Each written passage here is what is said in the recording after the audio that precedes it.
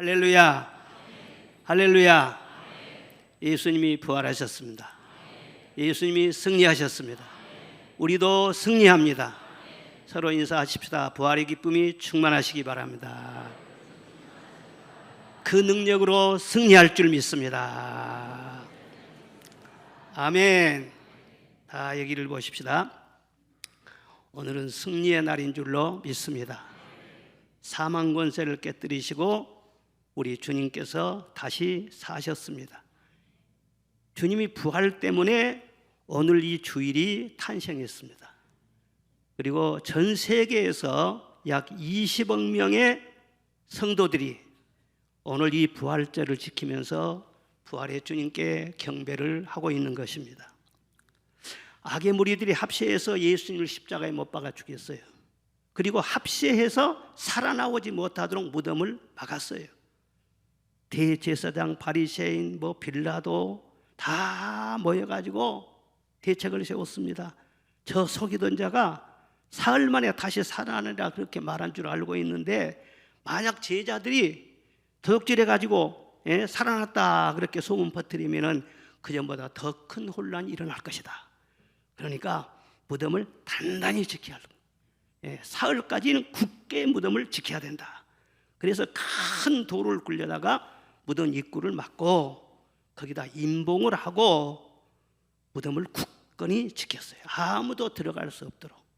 설령 살아나도 나오지 못하도록 딱 막고 아주 경계를 삼엄하게 했습니다. 그런데 안식 후 첫날 새벽에 막달라 마리아와 다른 여자들이 무덤을 보려고 갔는데 큰 지진이 나고 눈같이 흰 옷을 입은 천사가 내려와서 돌을 굴려낸 거예요. 그리고 돌 위에 앉아 있는 것을 보았어요. 그리고 천사들이 여자에게 뭐라고 하느냐, 너희는 무서워하지 말라. 십자가에 못 박히신 예수를 너희가 찾는 줄 아노라. 그가 여기 계시지 않고 말씀하시던 대로 살아나셨느니라. 와서 그의 누우셨던 곳을 봐. 빈 무덤을 보여준 거예요. 부활의 증거 중에 하나가 예수님의 빈 무덤이에요. 다른 모든 교주들은 그 안에 시체가 있어요. 예수님 무덤이 있기는 있지만은요, 그 안에 아무것도 없어요. 하나님이 행하신 가장 큰 기적이 두 가지가 있는데, 첫째로는 천지창조요, 둘째로는 부활입니다.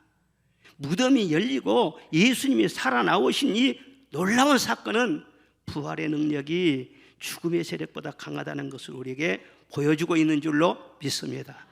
그리고 주 예수를 믿는 자에게는 그 놀라운 부활의 능력이 믿는 자에게도 임한다는 거예요. 그 능력으로 승리하게 하신다는 것을 약속하고 있는 것입니다. 부활의 능력을 충만하게 받는 이 시간이 되시기를 주의 이름으로 축원합니다. 부활의 능력은 첫째로 죽음을 이기게 하는 것입니다. 무엇을 이기게 한다고요? 죽음을 이기는 거예요. 세상에 죽음을 이길 자는 아무도 없습니다. 그런데 죽음을 이기지 못해 보십시오. 뭘 가지고 뭘 대단한 일을 하고 높이 오르고 지위를 얻고 아무것도 다 가져도요, 그건 의미가 하나도 없는 거예요. 죽어버리면 다 끝나지 않아요? 우리 주님께서는 우리를 위해 이 땅에 오셨고 철저하게 우리를 위해 사신 분이십니다. 우리 죄를 사하시려고 죄인이 되셨고, 우리를 높여주시기 위해서 낮아지셨고, 우리를 위로하기 위해서 대신 눈물을 흘려주셨고, 우리를 시험에서 건지시기 위해서 대신 시험을 다 당하셨습니다. 우리를 부유하게 하기 위해서 예수님은 가난하게 사셨습니다. 우리의 쉼을 위해서 우리 주님은 무거운 짐을 지고 사셨어요. 우리 부끄러움을 가리기 위해서 주님은 벌거벗고 부끄러움을 다 당하셨어요. 우리의 모욕과 수치를 대신하기 위해서 침뱉음을 당하셨습니다. 우리의 나음을 위해서 대신 채찍에 맞으셨습니다. 우리를 광명으로 인도해 주기 위해서 대신 캄캄한 흑암으로 들어가셨어요. 그리고 죽기까지 복종하심으로 우리에게 최고의 영광의 옷을 입혀주셨습니다. 그런데 이렇게 예수님께서 우리를 위해서 다 해주셨어요. 다 해주셨어요. 근데 다 해주셨어도 만약에 죽음을 해결하지 못했다 할 것 같으면 예수님도 다른 종교의 교주나 다를 바가 하나도 없을 것입니다. 죽음의 위력이라는 것은 대단한 거예요. 아무리 많은 소유를 가지고 있다고 할지라도 그리고 많은 노력을 해서 위대한 사람이 되었다고 할지라도 그 사람이 죽음 앞에 서게 되면요 정말 무력하기 짝이 없는 것입니다. 죽는 순간에 그 모든 것은 다 없어지는 거예요. 그렇다고 해서 오래오래 죽지 않고 장수하리라. 장수가 이 죽음 문제를 해결합니까? 또 죽음을 어떻게 하는데 피하려고 좋은 약도 먹고 운동도 하고 다 하는데 피한다고 해서 죽음이 도망칩니까? 돈 많다고 해서 어떤 사람 나 대신 죽어주게 할 수 없을까? 다른 사람을 동원해 가지고 내 대신 죽게 하려고, 그것도 있을 수가 없는. 죽음 앞에서는 아무리 내가 성공하고 명예를 얻고 영광을 누리며 살았다 할지라도 그건 다 대수롭지 않은 거예요. 그건 시시한 것이 되어버리고 말아요. 대단한 표창장을 받고 금메달을 목에 걸고 구름대처럼 많은 사람들이 몰려와서 내가 뭘 잘하고 그러면은요 박수를 쳐주고 환호하고 막 환영하고, 세상에 보면은요 대단한 사람 많아요. 유명한 사람들요. 그런다 할지라도 그것이 나의 생명과 무슨 관계가 있습니까? 죽는 순간에 그 모든 것은 물거품이 되어버린, 새카맣게 되어버린 거예요. 모든 것은요 죽음 앞에 다 삼키우게 되어버리는 것입니다. 그런데 사람은 인생이 뭔가 알만하면은요 누구나 이 세상을 떠나게 돼요. 죽음 앞에 직면하게 되는 것입니다. 가는 세월을 붙잡을 자도 없고 다가오는 죽음을 피할 자가 없는 것입니다. 저는 애언이 강해요. 애언의 은사를 받은 사람이에요. 지금 애언을 하겠어요. 100년 뒤에는 이 자리에 있는 사람은 한 사람도 없을 것입니다. 그렇죠. 다 우리가 특별한 길을 가는 것이 아니라 같은 길을 좀 다 가고 있다는 것이에요. 버스를 타다 보면은요 여기서 저 목포가 버스 탈 때 옛날에는 그랬어요. 가다가 순천에서 내리지, 저기 보성에 내리지, 그 다음에 무슨 장흥에 내리지, 내릴 곳이 많아요. 버스를 타다 보면 중간중간에 내리는 것처럼 우리가 세상에 올 때는 순서대로 왔지만은요 이 세상 떠날 때는요 언제 내릴지, 언제 이 세상을 떠날지 앞서거니 뒤서거니 다 그렇게 이 세상을 떠나가는 거예요. 그러니까 사람이 어떤 죽었다, 죽었어, 놀랄 것이 하나도 없어요. 안 죽을 사람이 죽은 것도 아니고 이상할 것도 하나도 없어요. 막 울고 그냥 막 자기도 죽을 텐데 울 것도 하나도 없어요. 어떤 아내분이 그랬답니다. 그 남편이 이제 병이 들어서요 이제 죽어가야 됐어요. 마지막 그 임종 때는 알지 않아요? 죽어난 남편을 보고 막 너무나 마음이 슬퍼가지고 여보 죽지 마, 죽지 마, 나 당신 없으면 어떻게 살아 막 하면서 어쩌고 저쩌고 막 그렇게 하니까 그 남편이 뭐냐면 여보 너무 걱정하지 마, 당신도 곧 죽을 텐데 뭘. 그리고 죽었다는 거예요. 죽음 앞에서 여러분들을 대단히 긴장할 것 없어요. 그건 자연스러운 현상이야. 그것은요 프랑스에서 어떤 시골 청년이 앞으로 법조인이 돼야겠다 그리고 결심을 하고 파리로 올라가서 법과대학을 다녔습니다. 그리고 알바를 하면서 학비를 마련해 가지고 그렇게 이제 공부를 합니다. 고생이 얼마나 많겠어요. 그 옛날에 이제 딱 한 학기 남았어요. 그런데 너무 많이 지쳤어. 그래서 교회를 찾아갔어요. 어느 목사님께 도움을 요청했어요. 이제 딱 한 학기 남았는데 목사님 제가 법조인이 되고자 합니다. 제게 장학금을 좀 주시면 좋겠습니다. 그러니까 목사님이 웃으시면서 뭐라고 하냐면은 누가 좋은 일에 써달라고 마침 돈을 주고 갔는데 하나님께서 자네를 위해서 예배하신 것 같다고 그러면서 선뜻 돈다발을 내주었습니다. 그래서 그 청년이 돈 봉투를 받고는요 너무너무 감사해서 굽벅 인사를 하고 이제 나오려고 하는데 목사님이 잠깐만 하고 청년을 불러 세웠어요. 보니까는요 자네 그런데 그 돈 가지고 가서 뭐 할 건가? 등록금을 내겠습니다. 그래? 그 다음에는 법조인이 되려고 합니다. 그 다음에는 착한 변호사가 돼서 약자들을 많이 좀 변호해 주겠습니다. 그 다음에는 결혼도 해야 되겠죠. 그 다음에는 애도 낳아야 되겠죠. 그 다음에는 돈도 좀 벌어야 되겠죠. 그 다음에는 계속 그 다음에 물으니까는 나중에 할 말을 못 하는 거예요. 그리고 목사님 마지막으로 그랬습니다. 자네 잘 들어. 미안하지만 자네도 그 다음 제일 마지막 다음에는 죽어야 되네. 알았나? 가게. 그리고 돌려보냈어요. 그런데 돌아오면서 계속 그 말이 생각나는 거예요. 그 다음은 마음에 혼란이 일어났어요. 그래서 법전이 돼가지고 큰 꿈을 펼쳐야 되겠다는 그런 모든 것을 접고 진로를 받고 스스로 성직자가 됐다는 것입니다. 그리고 그가 죽을 때 그 묘비에다가 묘비 문구를 새기는데 그 다음에는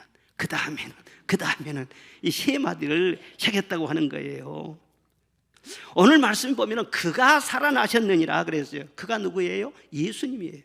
예수님이 살아나셨다는 그게 굉장히 중요한 것입니다. 성경 말씀 보면은요, 예수님 외에도 죽었다 살아난 자들이 꽤 있어요.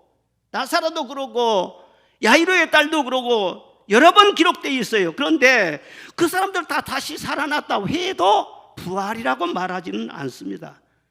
왜? 살아났다요? 다시 또 죽어요.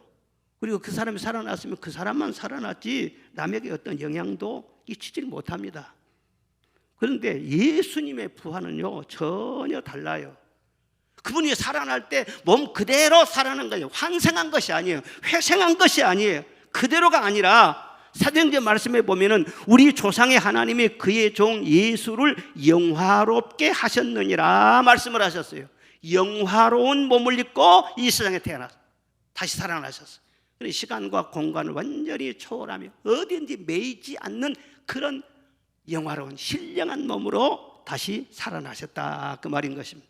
그런데 혼자만 사신 것이 아니라 주를 믿는 자, 주를 영접하는 자는요 자기와 같이 살리신다고 말씀하셨어요. 빌립보서 3장 24절에 보면은 우리의 낮은 몸을 자기 영광의 몸의 형체와 같이 변화시키리라 그랬어요. 우리가 얼마나 낮은 몸이에요. 얼마나 우리가 피곤하고 얼마나 공고하고 얼마나 병들고 연약한 몸이에요. 그런데 그의 영광의 몸의 형체, 예수의 부활하신 그 몸과 같이 우리를 변화시키리라. 그러니까 새로운 피조물로 재창조를 하신다는 거예요. 우리가 뭐 죽어서 재가 됐든지 한 줌의 흙이 됐든지 뭐 바다의 수장이 돼가지고 뭐 어떻게 됐든지 간에 그러나 근거만 있다고 그러면은요 그 하나의 근거를 가지고 새로운 피조물로 창조를 재창조를 하신다 그 말이에요. 그래서 예수님께서 나사로의 죽음 앞에서 슬퍼하는 제자들의 사람들에게 그렇게 말씀했어요. 나는 부활이요 생명이니 나를 믿는 자는 죽어도 살겠고 살아서 믿는 자는 영원히 죽지 아니하리라. 지금 무덤 앞에 우리가 있지만은 내가 있지 않느냐? 내가 있지 않느냐? 예수님이 계시면은요 무덤에 있는 자들이 살아난다는 거예요. 예수님이 계신 곳에는 생명이 있다는 거예요. 예수님이 계시면 죽은 자도 살아난다는 거예요. 예수님 말씀대로 나사로가 죽어서 살아나왔지 않습니까? 우리를 또 항상 이 믿음에 굳게 서야 되는 것입니다. 예수님 나와 함께 하시면 생명이 있습니다. 어떤 상황 속에서 주님이 나와 함께 하시면 나는 다시 살아납니다. 어떤 절망도 이겨낼 수 있습니다. 이 믿음에 굳건히 설 때 모든 불안은 안개처럼 다 거치게 돼요. 생명의 능력으로 충만하게 돼요. 우리 인간이 왜 불안하냐? 유명한 실존 철학자 하이데크는 말하기를 우리 인간의 불안의 근본, 그 근본에는 뭐가 있냐면 죽음이라는 거예요. 죽기 때문에, 그걸 알기 때문에. 동물은 죽음을 몰라요. 그러니까 그냥 걱정 없이 살아가는. 그런데 인간은 앞으로 죽을 것을 알기 때문에 그것 때문에 늘 불안하고 모든 근심과 불안의 저변에는 그게 있다는 거예요. 그런데 예수님은 생명의 부활이 되셔서 나와 함께 하시면 사망은 없습니다. 죽음은 없습니다. 그럴 때 불안에서 벗어날 수가 있는 것이죠. 자, 고린도서 15장 20절 읽겠습니다. 시작. 그러나 이제 그리스도께서 죽은 자 가운데서 다시 살아 잠자는 자들의 첫 열매가 되셨도다. 아멘. 예수님이 첫 열매가 되셨어요. 예수님이 부활의 시작점이세요. 그래서 예수님께 붙은 자 그 다음 계속 부활의 역사가 일어난다고 말씀하고 계시는 것입니다. 또 고린도서 15장 22절 시작. 아담 안에서 모든 사람이 죽은 것 같이 그리스도 안에서 모든 사람이 삶을 얻으리라. 아멘. 아담 한 사람이 죄를 짓는데 아담의 후예들은 전부 다 죄인 되어버렸어요. 예? 우리가 후예이기 때문에 다 죄인 되었어요. 그런데 예수님 한 분이 살아나셨기 때문에 예수님 믿는 모든 사람들은 다 살아난 줄로 믿습니다. 의의 옷을 입게 되는 줄로 믿습니다. 예수님처럼 좋으신 분이 어디가 있어요? 우리가 예수님 못 만났다면 어떻게 될 뻔했어요. 예? 자, 요한계시록 20장 6절 시작. 이 첫째 부활에 참여하는 자들은 복이 있고 거룩하도다. 둘째 사망이 그들을 다스리는 권세가 없고 도리어 그들이 하나님과 그리스도의 제사장이 되어 7년 동안 그리스도와 더불어 왕노릇하리로다. 아멘. 다시 태어나다 비참하게 태어나면 어떻게 되겠어요? 그런데 7년 동안 왕노릇한다는 거예요. 세상에서 면장 못해도, 시장 못하고 국회의원 못해서도 천국 가면 왕노릇한다는 거예요. 천사들이 수종을 든다는 거예요. 서로 인사해 봅시다. 나를 깔보지 마세요. 하나님 왕이시니까 나도 왕이세요. 할렐루야. 여러분 당당해야 되는 것입니다. 프랑스 혁명이 일어난 다음에 사회주의 학자들이 종교를 만들려고 했어요. 너무나 많은 사람이 기독교를 막 믿고 기독교의 영향력이 너무 크니까 기독교를 대체할 수 있는 이런 종교를 만들어야 되겠다. 그래서 그 당시 유명한 딸레당이라고 하는 학자를 찾아갔습니다. 그리고 물었어요. 어떻게 하면 이상적이고 많은 사람이 따라오게 하고 인류를 위해서 크게 봉사할 수 있는 그런 종교를 만들 수 있습니까? 즉 기독교를 능가하는 그런 종교를 만들 수 없겠습니까? 그렇게 묻는 거예요. 그러니까 그때 그분이 하는 말이 그건 간단하지. 뭔데요? 자네가 십자가에 못 박혀 죽고 언제쯤 다시 산다고 얘기를 한 다음에 자네도 만약에 예수님처럼 살아난다면 아주 훌륭한 종교가 될 거야. 그렇게 말할 수 있다면 만들어 보라고. 그러니까 기독교는 아무도 모방할 수 없어. 아무도 따라올 수가 없어. 비슷하게라도 만들 수가 없어요. 여러분 분명히 아십시오. 기독교는 윤리적인 차원이 아니에요. 윤리의 열매도 맺지. 그러나 그게 본질이 아니에요. 기독교는 생명이에요. 부활이에요. 영원히 사는 거예요. 얼마나 놀랍습니까? 이 세상 모든 사람들이 어떤 한 사람을 살리기 위해서 다 헌혈을 하고 심장을 막 내주고 다 그렇게 한다고 할지라도 죽어가는 그 한 사람을 살릴 수가 없습니다. 그런데 하나님의 아들이 우리를 위하여 죽으심으로 말미암아 우리 모든 죄를 다 사하셨고 다시 살아나심으로 말미암아 우리 모두에게 영원한 생명을 주신 줄로 믿습니다. 그래서 예수님의 죽음의 가치가 있고 주님의 부활 속에 영원한 소망이 있는 거예요. 그리고 우리는 주님을 찬송하지 않을 수가 없는 것입니다. 둘째로 이 부활의 능력은 죄를 이기는 능력인 것입니다. 부활의 능력이 임할 때 죄를 이기고 변하여 새 사람이 되게 하신다는 거예요. 여러분 하나님이 삼일체잖아요. 성부와 성자와 성령 삼일체인 것처럼 사망, 죽음도요 이게 여러 가지로 연결되어 있어요. 단독으로 사망 이게 아닙니다. 죽음과 죄와 사탄 이 세 가지가 연결돼 가지고 삼위일체처럼 딱 뭉쳐 있어요. 서로 막 교류를 하는 거예요. 그러니까 사망이 언제 들어오느냐? 죄에 있어서 사망이라고 했잖아요. 죄를 지었기 때문에 사망이 들어오는 거예요. 그 아담이 죄를 지어서 사망에 들어왔는데 아담이 그럼 왜 죄를 지었느냐? 혼자 스스로 죄를 지은 것이 아니라 뱀의 유혹을 받았어요. 뱀의 유혹을 받아서 죄를 지었어요. 그러니까 누구든지 죄를 따라가는 사람은 혼자 단독으로 그렇게 한 것 같지만은 그러지 않습니다. 뱀의 유혹이 있었던 것처럼 마귀의 조종이 그 안에 있는 거예요. 술 마시는 사람도요 내가 자유롭게 술 마시는 것이 아니라 술과 연합이 되어 있어요.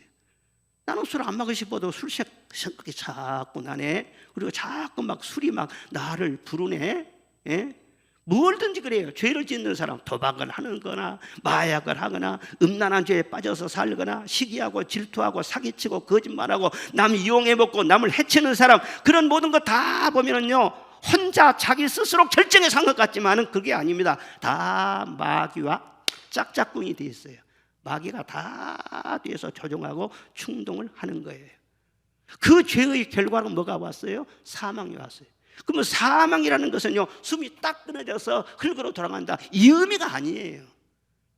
사망이라는 것은요 과정 속에 있는 하나의 변화이지 동물은요 흙으로 돌아가면 끝나요. 그러나 인간은 영적인 존재이기 때문에 절대 믿는 자나 믿지 않는 자나 사라지지 않습니다.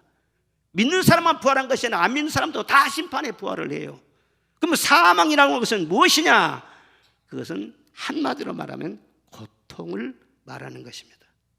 그러니까 죄를 지으면은요, 누가 심판하기 전에 스스로 많은 고통이 따르는 거예요. 예? 마귀를 쫓아가면 절대 마귀는 좋은 것을 주지 않아요. 왜? 좋은 것이 없어요. 그리고 맨 나중에 멸망받을 원수가 사망이라 그랬어요. 처음에는요, 막 죄를 지어도 아무 일 없는 것 같아. 막 즐겁게 짓는 것 같아. 잘 나가는 것 같아. 문제가 없는 것 같아. 그런데 맨 나중에 멸망받을 원수가 사망이라고 했더니 이렇게 마지막에 망하게 된다는 거예요. 그래서 인생 문제는 이 세 가지가 얽혀 있기 때문에 단순하거나 그렇게 쉽지 않습니다. 누가 마귀를, 누가 죄를, 누가 사망을, 이게 한꺼번에 다 처리를 해야 되는데 누가 할 수 있어요? 세상 권력이 할 수 있어요? 지식으로, 윤리로, 철학으로, 사상으로, 어떤 기술로, 과학기술을 많이 발전시키면 이 세 가지를 정복할 수 있을까요? 안 된다는 거예요. 오직 예수님이 피를 흘리심으로 말미암아 죄를 씻어주셨어요. 죄를 씻는 것은 예수의 보혈밖에 없는 줄로 믿습니다. 그리고 무덤 문을 여시고 살아나오심으로 말미암아 사망과 죄를 깨뜨리셨습니다. 죽음은요, 사망의 최강 무기예요. 그리고 죽음을 이기심으로 말미암아 사탄의 정수리를 깨뜨려 버리신 거예요.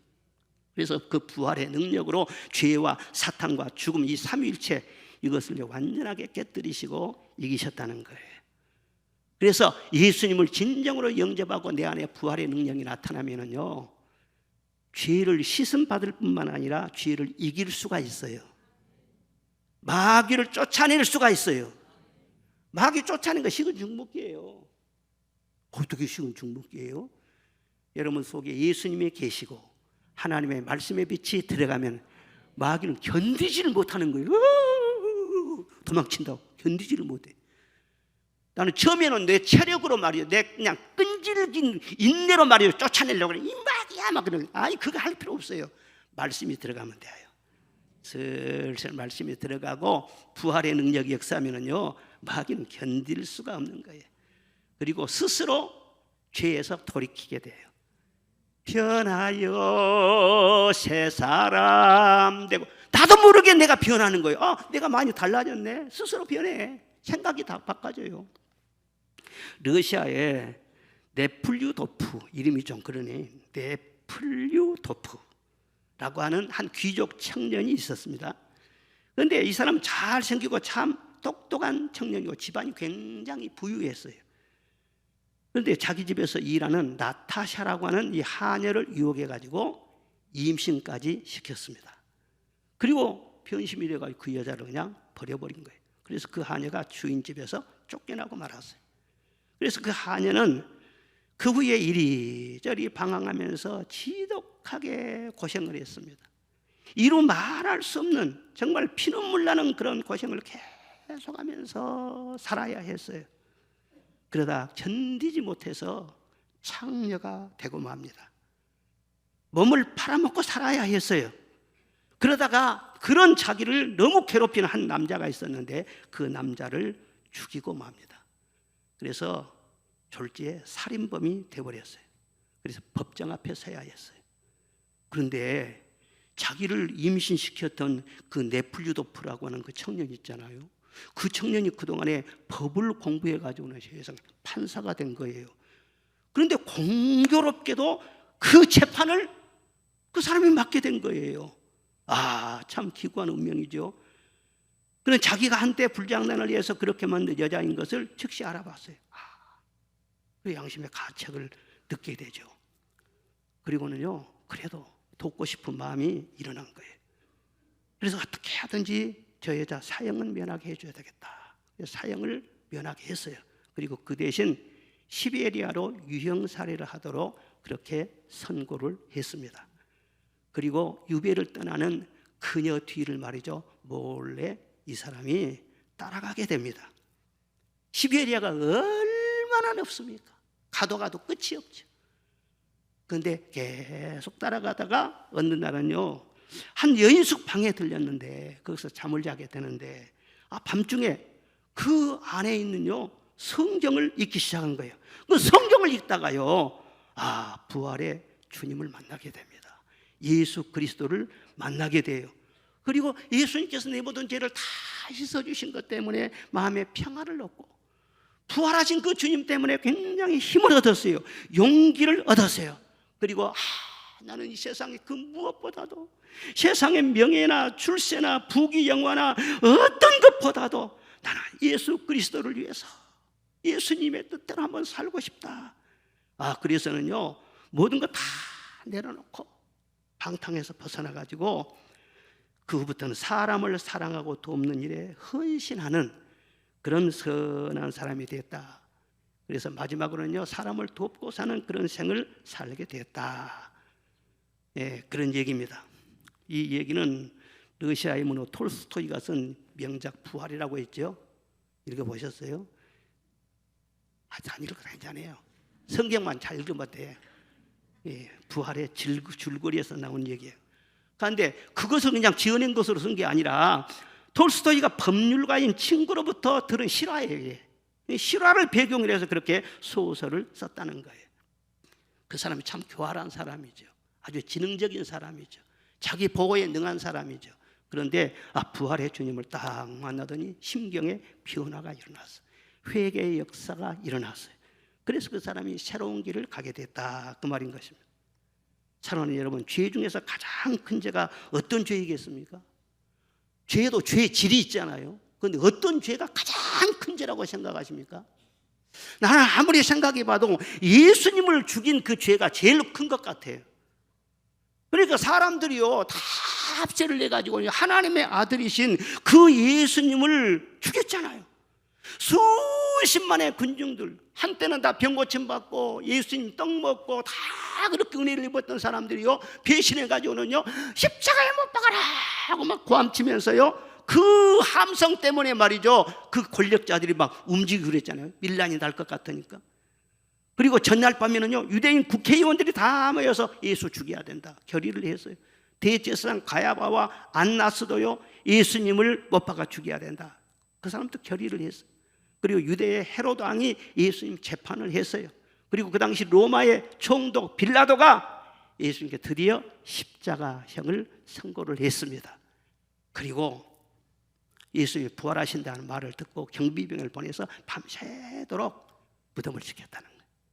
만약에 살아나온다고 할지라도 다시 죽이려고 밤새도록 무덤 문을 지킨 거예요. 그 악한 사람들, 얼마나 악합니까? 그 사람들이 회개할 수 있을까요? 그건 불가능할 것 같아요. 그런데 성령 강림이 있는 다음에 바로 십자가에 못 박아라고 외쳤던 그 많은 무리들 앞에 베드로가 외쳤습니다. 외쳤어요. 자, 사도행전 2장 36절로 37절 시작. 그런즉 이스라엘 온 집은 확실히 알지니 너희가 십자가에 못 박은 이 예수를 하나님이 주와 그리스도가 되게 하셨느니라 하니라.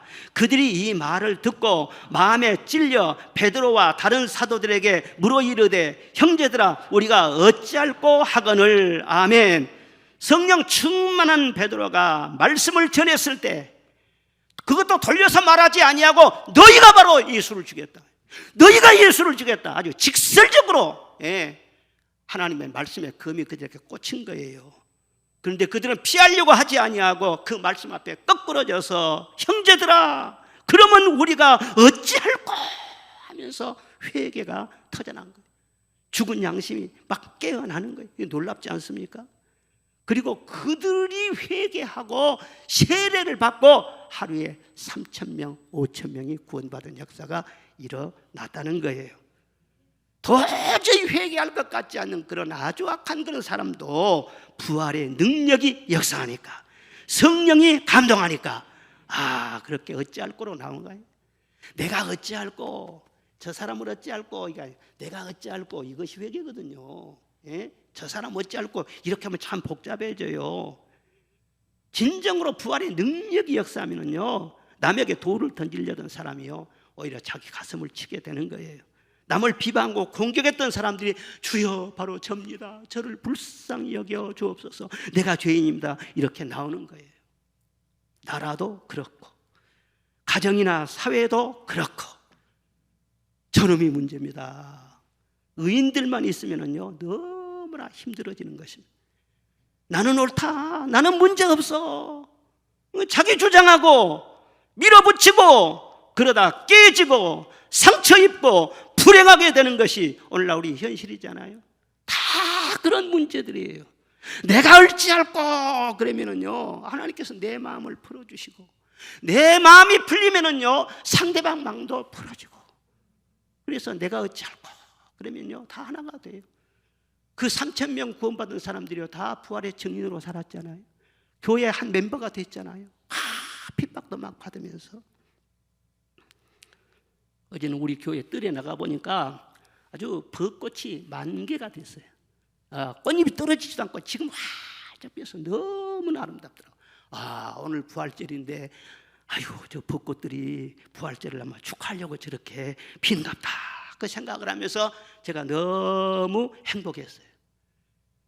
여러분의 심령 속에, 여러분의 가정 속에 부활의 기쁨이 활짝 피어시기를 바랍니다. 부활의 능력이 활짝 피어시기를 바랍니다. 다른 것으로 인해서 그렇게 되지질 않습니다. 내가 어찌할꼬 안 될 것 같죠? 회개가 안 될 것 같죠? 주님의 말씀에 날쌘 금을요 피해가니까 그래요. 말씀을 받아들이세요. 그리고 내가 그 앞에 거꾸러지면은요 내가 사는 거예요. 능력이 임하는 거예요. 새로운 피조물로 변화가 된다는 거예요. 그리고 마지막 세 번째로 부활의 능력으로 인도함을 받게 되는 것입니다.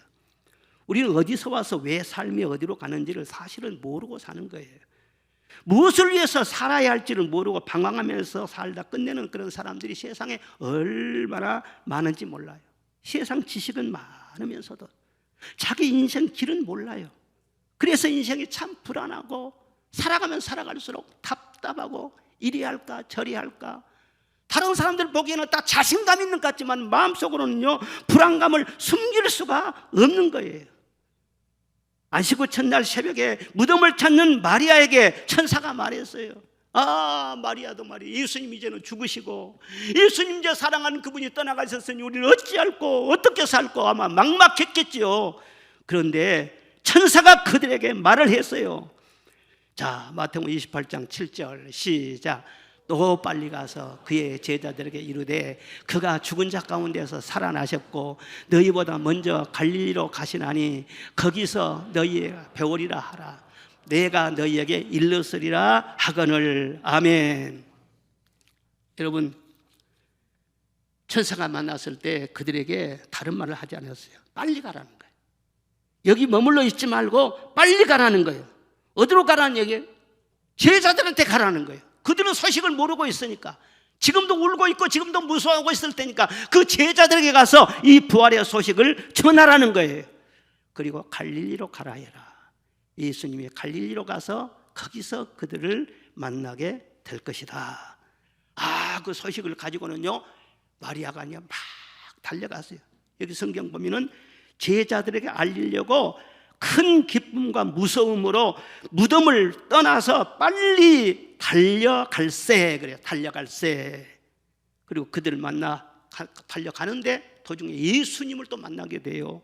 예수님이 뭐라고 하냐면 평안하냐 평안하냐 그렇게 뭐라. 처음에는 천사만 만났어요. 그런데 달려가다가 부활하신 주님을 만나게 돼요. 그래서 예수님, 그리고 그 바람을 막 붙잡고 그 앞에서 경배했다는 그런 장면이 쭉 나와 있는 것입니다. 제일 먼저 부활의 복음을 들은 사람이, 아는 사람이 마리아였어요. 그에게 주신 사명이 무엇입니까? 여기 있지 말고 가서 전하라는 거예요. 여기 있지 말라, 머물러 있지 말라는 거예요. 그래서 무덤을 떠나서 빨리 달려가. 얼마나 여자들이 빨리 달렸겠어요. 여자들도 달리기 잘하는 선수들이 많거든. 예, 발이 아마 땅에 닿지 않을 정도로 타타타타타타 하면서 그냥 엄청 빨리 달려갔을 거예요. 그런데 가다가 부활의 주님을 딱 만났어. 그래 말씀을 붙잡고 막 달려가니까는요, 그 중간에 부활의 주님이 계시더라는 거예요. 이건 하나님의 약속이에요. 우리가 복음을 전하기 위해서 걸어가고 달려가고 그 하나의 비전을 가지고 나아가다 보면은요 살아계신 주님을 체험하게 될 줄로 믿습니다. 주님을 만나게 될 줄로 믿습니다.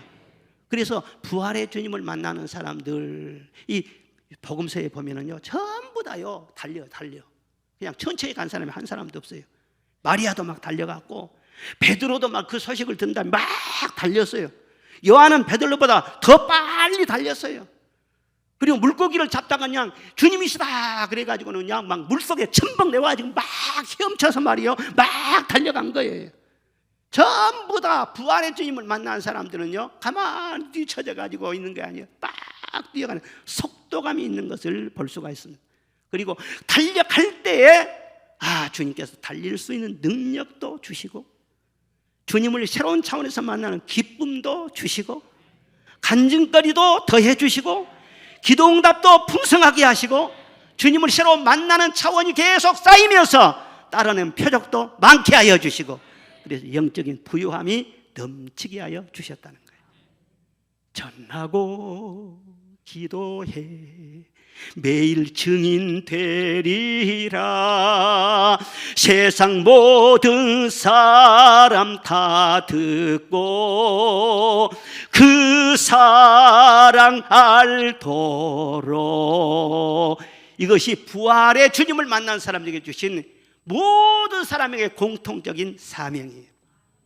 여러분이 어떤 환경에서 살든지 부활의 증인으로서 달리는, 그 복음을 들고 달리는 그런 삶을 사시기를 주의 이름으로 축원합니다. 제자들이 성령 받기 전에는요, 관심사가 뭐였느냐? 복음이 아니었어요. 그들은 관심사가 정치였어요. 정치. 나라의 이 정세가 문제였어요. 그렇죠. 그들이 당한 그 나라 현실이 어땠습니까? 지금 나라가 로마의 식민지로 있었잖아요. 그러니까 세금을 내기 위해서 허리가 휘어지는 거예요. 또 군대도 가야지. 전쟁이 그때 얼마나 많았어요. 가면 피를 흘려야지. 그리고 그때 당시 사회적으로 얼마나 불안 요소가 많고 차별이 많고 눈물이 많았어요. 노예 제도에다가 여성 차별, 빈부 격차, 여러 가지 살기가 너무나 팍팍한 그런 때였어요. 정치를 하면 그 정치에 많은 영향을 끼치기 때문에 언제 우리나라가 저 로마의 식민지에서 벗어날 수 있을까? 어떤 그런 변화가 있을까? 거기에 관심이 많을 수밖에 없었어요. 지금 우리나라도 총선을 앞두고 정치에 관심이 많겠죠.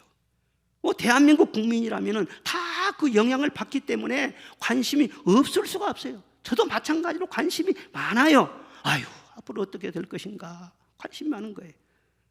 그러나 우리 그리스도인이라면요, 분명히 해야 돼요. 내가 할 일은 내가 하고 하나님께 맡길 것은 맡기고, 하나님이 할 분야까지 내가 다 하려고 바둥거리지 마세요. 내가 할 일 내가 해야 돼요. 나는 기도하고 투표하고 결과는 하나님께 맡기고. 지금까지 대한민국 역사는 하나님이 운행하셨어요. 역사의 주인은 하나님이셨어요. 그래서 세계사 속에 없는 자유민주주의 국가를 건설하고 경제 발전을 이루고 선진국 대열에 설 수 있는 엄청난 복을 주셨어요. 여기까지 인도하신 이가 하나님이세요. 이후로 하나님께서 또 인도를 하세요. 누구를 보고 인도하시나? 제 믿음은 그래요. 부활의 증인의 사명을 얼마나 잘 감당하느냐. 하나님의 백성들을 보고 좋은 사람도 세워주시고 이 나라를 새롭고 복되게 만들어 주실 줄로 믿습니다. 맡길 것은 다 맡겨야 돼요. 그리고 뭘 해야 되느냐? 사도행전 1장 8절 시작. 오직 성령이 너희에게 임하시면 너희가 권능을 받고 예루살렘과 온 유대와 사마리아와 땅끝까지 이르러 내 증인이 되리라 하시니라. 아멘. 언제 하나님의 나라가 이루어지겠습니까? 언제 우리가 식민지에서 벗어나겠습니까? 정치가 어떻게 되겠습니까? 이렇게 제자들이 물어보니까 때와 기한은 아버지의 권한이 있으니 너희가 알 바 아니요. 그건 하나님의 계획 안에 있다. 너희가 알 바 아니요. 그리고 오직 성령이 너희에게 임하시면 권능 받고 땅끝까지 이르러서 내 증인 되라. 할렐루야. 이 사명을 우리 모두에게 공통적으로 주신 것입니다. 우리가 하나님 나라 위에서 이 증인의 사명을 잘 감당하면 하나님께서 우리나라도 내 인생도 책임져 주실 줄로 믿습니다. 예수님이 부활하셨습니다. 예수님이 이기셨습니다. 예수 함께하면 우리도 삽니다. 영원히 살 수 있습니다. 어떤 시험과 환난이 온다 할지라도 이기게 될 것입니다. 이기고 또 이길 것입니다. 부활의 주님을 막 찬송하는 것, 이게 바로 증인의 삶을 산 거예요. 오늘 부활절인데 부활의 주님을 한번 멋지게 찬양해 봅시다. 우리 찬송가 160장, 지난주에도 그렇게 했었는데 오늘 또 160장 1절은 우리 한림 찬양대, 한림 찬양대 요즘에 하여튼 성령이 기름이 임해가지고 오늘 찬양이 엄청나게 은혜스러워요. 1절은 찬양대가 하고 2절 3절은 우리 다 같이 사셨네 사셨네 부활의 주님을 우리가 이 찬송으로 증인이 돼야 돼요.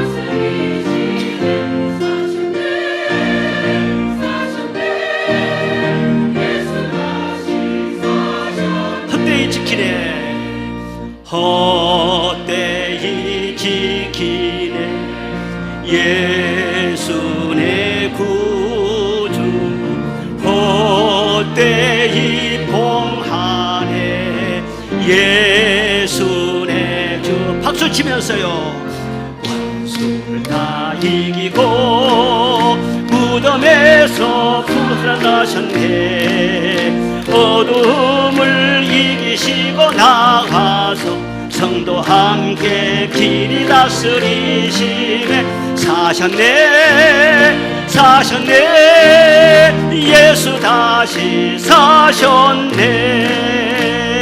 거기 못 가두네 예수 내 구주 우리를 살리네 예수 내 주 수를 다 이기고 무덤에서 살아나셨네 어둠을 이기시고 나가서 성도 함께 길이 다스리시네 사셨네 사셨네 예수 다시 사셨네 사셨네 사셨네 예수 다시 사셨네 부활의 주님께 영광의 박수를 올려드립시다. 할렐루야. 예수님이 승리하셨습니다. 예수님만 붙잡으면 우리도 삽니다. 이깁니다. 정신을 똑바로 차리세요. 다른 것이 문제가 아니에요. 예수님 똑바로 붙잡으셔야 돼요. 증인되는 삶이 뭐 특별한 삶인 줄 아십니까? 하나님 영광을 위해 사는 삶이에요. 예배드리는 것이 증인의 삶이에요. 찬송하는 것이 증인의 삶이에요. 기도하는 것이 증인의 삶이에요. 봉사하는 것이 증인의 삶이에요. 전도하는 것이 증인의 삶이에요. 한 영혼을 품고 영혼구원을 위해서 기도하고 성교를 위해서 기도하고 이런 모든 것이 증인의 삶인 줄로 믿습니다. 그래서 나를 통해서 살아계신 주님의 모습을 드러내게 하시는 거예요. 그럴 때 우리 주님께서 살리시고 변화시키시고 인도하시고 보호하시는 그 부활의 능력으로 세상 끝날 때까지 지켜주실 줄로 믿습니다.